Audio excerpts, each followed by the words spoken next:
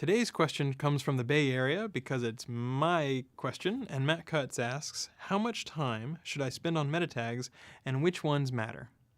All right, so the conventional wisdom a few years ago was that meta tags mattered a whole lot, and you really had to tweak them and spend a lot of time to get your keywords right, and did you have a space or a comma between your keywords and all that kind of stuff. And we've mostly evolved past that. But the pendulum might have gone a little bit too far in the other direction, because a lot of people sometimes say, oh, don't think at all about meta tags. Don't spend any time whatsoever on them. And so let me give you a more nuanced view. You shouldn't spend any time on the meta keywords tag. We don't use it. I'm not aware of any major search engine that uses it these days.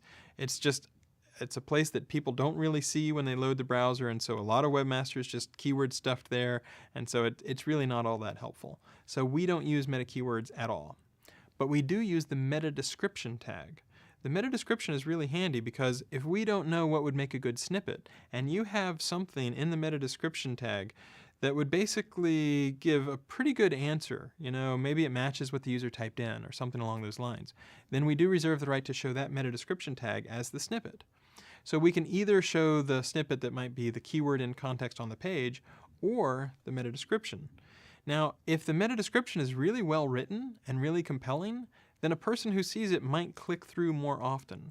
So if you're a good SEO, someone who's paying attention to conversion and not just rankings on trophy phrases, then you might want to pay some attention to testing different meta descriptions that might result in more click-through and possibly more conversions. So don't do anything deceptive like you say you're about, apples when you're really about red widgets that are completely unrelated to apples. But, if you have a good and a compelling meta description, that can be handy. There are a lot of other meta tags. I think in the metadata for this video, we can link to a really good page of documentation that we had that sort of talks about which stuff we pay attention to and which stuff we don't pay attention to. But at a high 50,000 foot level, don't pay attention to the keywords meta tag, but the description meta tag is worth paying attention to.